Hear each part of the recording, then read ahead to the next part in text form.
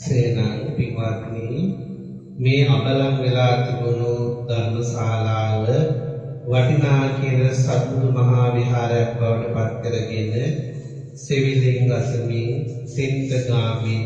වඩින්පු ගසමින් මේ සුන්දර සත්බුදු විහාරයක් වශයෙන් මේ ස්ථානයේ ගොඩනගන්නට අපිට උදව් උපකාර කරපු ඇත්තන් අතුරින් ඇමරිකාවේ පදිංචි රොෂාන් චන්ද්‍රසේකර මහත්මයා සේනාසනේ පිළිබඳවත් ස්වාමීන් වහන්සේලා පිළිබඳවත් ඕම ශ්‍රද්ධාවෙන් පැහැදුණු මනසින් යුක්තව අද දවසේ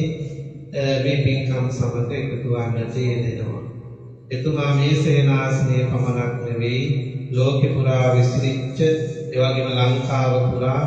නොයේ සරල මිනිස්සු වෙනුවෙන් සත්තු වෙනුවෙන් ලෙඩ රෝගීන් වෙනුවෙන් ස්වාමීන් වහන්සේලා වෙනුවෙන් කවුරු හරි කාටද යමක් වෙන්න තියෙන්නේ ඒ හැමෝම වෙනුවෙන්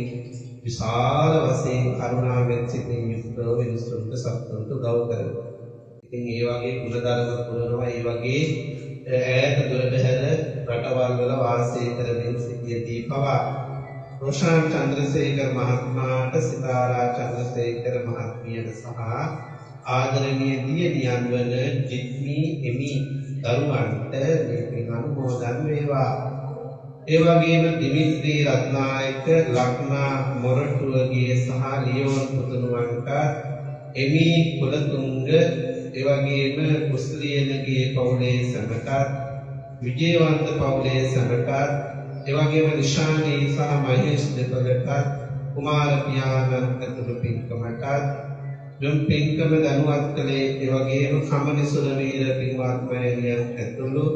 ඒ පින්වත් සියලුම දෙනාට කවුරු වටා බොහෝ සත්පුරුෂ පින්වත් පිරිසක් එකතු වෙලා සිටිනවා. ඒ සියලුම දෙනාට සුවසේ ධර්මාභෝධය ලබන්නට නිරුක්ව නිරෝගීව සුවසේ නිර්වාණය සාක්ෂාත් කරගන්නට මේ පින් උපකාර වේවා කියලා අපි ආශිර්වාද කරනවා.